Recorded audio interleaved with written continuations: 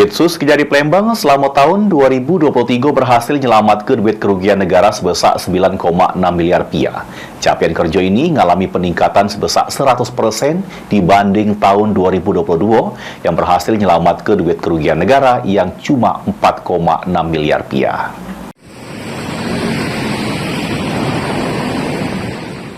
Kejaksaan Negeri Palembang pada bidang tindak pidana khusus Pitsus memapar capaian kerja selama tahun 2023. Dari kasus-kasus tipikor yang ditangani oleh Pitsus Kejari Palembang selama periode Januari sampai Desember 2023, keuangan negara yang berhasil diselamatkan sebesar 9,6 miliar rupiah.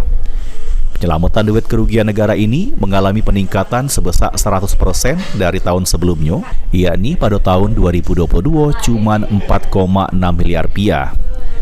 Aryo Aprianto Gopar mengungkap tahapan eksekusi ini jadi sorotan pimpinan karena untuk pemulihan keuangan negara ada di sana, sehingga upaya kita melakukan sita eksekusi dan berkoordinasi dengan terpidana untuk secepatnya membayar denda sama duit pengganti yang sudah diputuskan oleh hakim secara putusan tetap atau inkrah.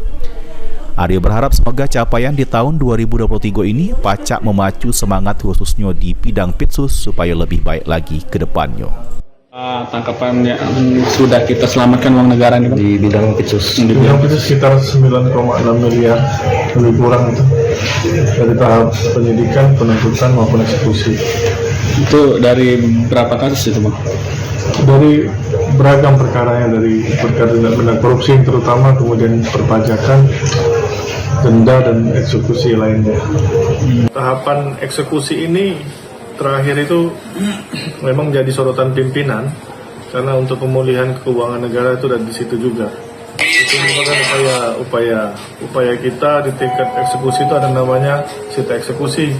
Kemudian berkoordinasi dengan terpidana untuk segera membayar denda maupun uang pengganti yang telah diputuskan oleh hakim secara putusan tetap inkrah istilah bahasa hukumnya, seperti itu teman-teman. Lutfi, PAL TV.